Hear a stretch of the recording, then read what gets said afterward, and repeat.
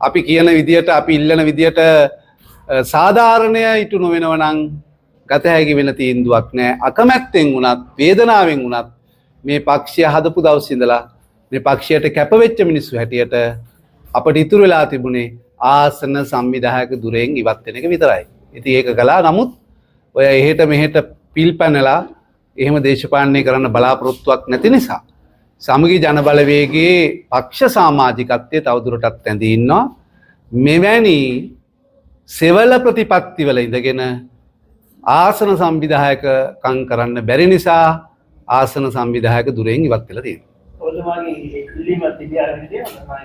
නෑ, මගේ ඉල්ලීම පිළිගත්තේ නෑ. මහලේකම්වරයා ඒ ලිපිය විසි කරා. පෙරේද ඇත්තටම මම ලිපිය දුන්නේ. නමුත් මම ලිපිය WhatsApp මාර්ගයෙන් නායකතුමාට යොමු කරලා තියෙනවා. දේශපාලන තීන්දුව කියලා කියන්නේ පළමුවෙන්ම කියන්න ඕනේ සමගි ජන බලවේගයේ පක්ෂයෙන් ඉවත් වෙන්නේ නැහැ. ඒක තමයි පළවෙනි තීරණේ. දෙවෙනි කාරණය පක්ෂය විසින් මන්ත්‍රී දුර ලබා දීම සඳහා සකස් කරපු නිර්ණායක පළාත් පාලන ආයතනෙන් පළාත් පාලන ආයතනයට වෙනස් කරා. දැන් ගාල්ල මහනගර සභාවේ මට දීපු මට මගින් ගනිපු ලැයිස්තුවට මන්ත්‍රී දුර දීපු විදියට නෙවෙයි බද්දගම් ප්‍රාදේශ සභාවේ මන්ත්‍රී දුර තෝරලා තියෙන්නේ. එතකොට මට කිව්වා ප්‍රතිශතයෙන් පළවෙනි දෙවෙනි තුන්වෙනි තුන්දෙනාටම දෙන්න ඕනේ කියලා. ඒ අනුව ඒ නම් දැම්ම. හැබැයි බද්දගම ප්‍රාදේශ සභාවේ හදලා තියෙන්නේ පළවෙනි එක්කෙනා ප්‍රතිශතයෙන්, දෙවෙනි එක්කෙනා ලැයිස්තුවේ ප්‍රතිශතයෙන් 7 වෙනි තැනින් එක්කෙනා, තුන්වෙනි එක සමගාමී ලැයිස්තුවෙන් තරඟ නොකරපු අපේක්ෂක සමගාමී ලැයිස්තුවේ අපේක්ෂකයා. එතකොට නිර්ණායක දෙකක්. ඒ නිසා තමයි මේවා නිවැරදි නොවන නිසා සමහර තීරණ ගමේ අපිත් එක්ක වැඩ කරපු ප්‍රාදේශීය නායකයෝ වසර ගණනාවක් කැපවෙච්ච අය, මේ පක්ෂ වෙනුවෙන් දරදී ඇදපු අය, සමගි ජන බලවේගය හදන්න අපිත් එක්ක එකතු වෙලා මහා කැපකිරීම කරපු අය, ඒ අයට කරපු අසාධාරණය, එයාගේ දේශපාලන ජීවිතය විනාශ කිරීම අපිට කිසිසේත්ම දරා ගන්න පුළුවන් කමක් නැහැ. අපිට පෞද්ගලික වෙන කිසිම ගැටලුවක් නැහැ. හැබැයි මේ පක්ෂය රැකෙන්නේ බිම්මට්ටමේ අපේ ප්‍රාදේශීය නායකයෝ නිසා ඒ අය දුර්වල කළා, ඒ අයට අසාධාරණකම් කළා පක්ෂයකට පැවැත්මක් නැහැ. පූර්ණයෙන්ම මහලේකම්තුමාටත් අපි කියන්නේ එක එක ප්‍රාදේශ සභාවලට එක එක වෙනස්කම් කරන්න නැතුව එක නීතියක් ඇදුවා නම් ඒ නීතිය පවතින්න. එහෙම නැතුව එක එක සභාවලට එක එක විදිහේ තීන්දුව ගත්තම සංවිධායකවරු හැටියට අපට ගිහිල්ලා ප්‍රාදේශීය නායකයන්ට සහ ඡන්දේ දීපු මහ ජනතාවට අපේ පාක්ෂිකයන්ට මූණ දෙන්න බෑ. ඒකට වග කියන්න බෑ. ඒ නිසා තමයි අපිත් කියන්නේ අනිත් එක තමයි ප්‍රතිශතය මතම සියල්ලම තෝරනව නම් පක්ෂෙන් අපිට ඇත්තටම ලැයිස්තුවක් ඉල්ලපු එකත් වැරදි.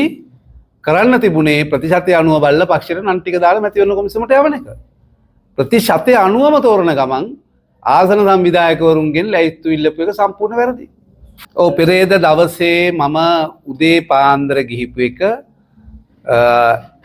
සැන්දෑ භාගය වෙනකන් හවස 6:00 වෙනකන් පක්ෂ මූලස්ථානයේ රැඳී ඉඳිමින් එකවරක් නෙවෙයි කිහිප වරක් බොහොම කාරුණිකව මේ ඉල්ලීම කරා. මේ අපරාධය කරන්න එපා කියන එක ඉල්ලුවා. ඉතින් ඒකට ඇහුම්කන් නොදෙන තැන ගමට ඇවිල්ලා අපේ ප්‍රාදේශීය නායකයන්ටයි පාක්ෂිකයන්ටයි මුහුණ දෙන්න බැරිකම නිසා දැඩි වේදනාවෙන් වෙන කළ හැකි කිසි දෙයක් ඉතුරු වෙලා නැතුව නිසා ආසන සංවිධායක දුරෙන් ඉවත් වුණා. දැන් මේ වෙනකොට ලංකාව පුරාම ආසන සංවිධායකවරු කීපදෙනෙක් ඉල්ලා සිටිනවා දෙනවා. මෙහෙම කියොත් සමගි ජන බලවේගයේ ශක්තිය මොකක්ද?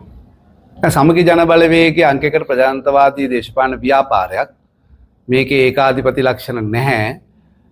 නමුත් සියලුම දෙනා දැනගන්න ඕන, ඉහළ නායකකාරකාදීන් සියලුම දෙනා දැනගන්න ඕන, ආසන සංවිධායකවරු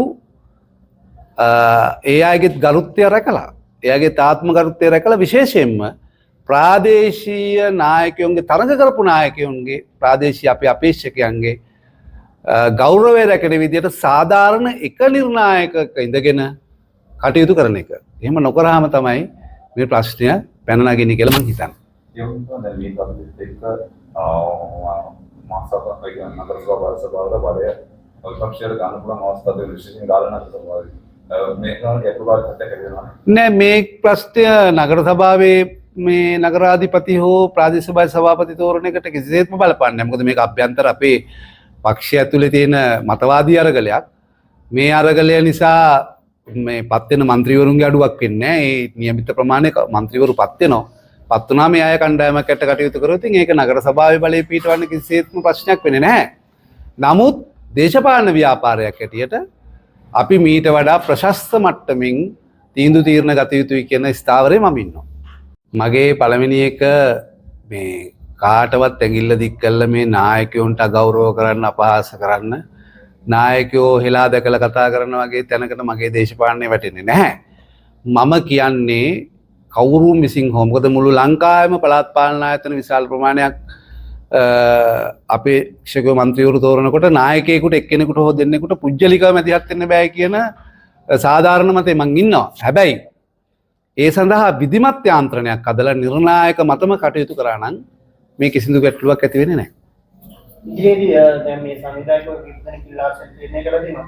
නායකත්වයේ මේ පිළිබඳව ධනාත්මක ප්‍රචාරයක් දක්වයි කියලා විශ්වාස කරනවා. ඔව් අපි නායකත්වය මේක දිහා යම් කිසි විදියක මධ්‍යස්ථ හැකින් බලලා කටයුතු කරයි කියලා විශ්වාස කරනවා. නායකවරු හෝ නායකවරයා හෝ කවුරුන් හෝ මොන විදියට ක්‍රියා කරත් අපි ආසන සංවිධායකවරු හැටියට අපිට තියෙන දේශපාලන කශේරුකාව බිඳ ගන්න අපට පුළුවන් කමක් නැහැ. ප්‍රාදේශීය නායකයන් ඉදිරියේ හෝ පාක්ෂික ඉදිරියේ හැල් වෙන්න අපට පුළුවන් කමක් නැහැ. ඒක නිසා එක එක විදියට එක එක තීරණ ගත්තම අපට කරන්න තියෙන්නේ අපි කියන දේ අහන්න නැත්නම් ඉල්ල අස්සලා නිකන් ඉන්නේ. දැන් බෝධින බලාගෙන ඉන්න ගාල නගර සභාවට මොකක්ද වෙයිද කියලා ඔබතුමාලා බලය ගන්නවද? ඩාල්ල මහනගර සභාව මාලිමාව 17යි පොදු විපක්ෂය 19යි. ඒතර පොදු මහ ජනතාව තීන්දුවක් දීලා තියෙනවා පොදු විපක්ෂයට එකතු වෙලා නගර සභාවේ බලය පිහිටවන්න කියලා. ඉතින් ඒ පණිවිඩය අපි ගන්න ඕන. ඒ පණිවිඩය අරගෙන වැඩිම മന്ത്രി දුර සංඛ්‍යාවන් නියෝජනය කරන සමගි ජන බලවේගයේ වැඩිම ප්‍රතිශතය ගන්න පුජ්‍යලයා නගරාධිපති අපේක්ෂක හැට ඉදිරිපත් කළා. දෙවෙනි වැඩිම ප්‍රතිශත മന്ത്രി සංඛ්‍යාව ගන්නපු එක්සත් ජාතික පක්ෂ නියෝජන නගරාධිපති කෙනෙක් පත් කළා. බලයේ පිහිටවන වැඩපිළිවෙලක අපි ඉන්නෝ මේ සංවිධායකයන් ඇතත් නැතත් ඒ අරමුණු වලින් අපි මිදෙන්නේ නැහැ.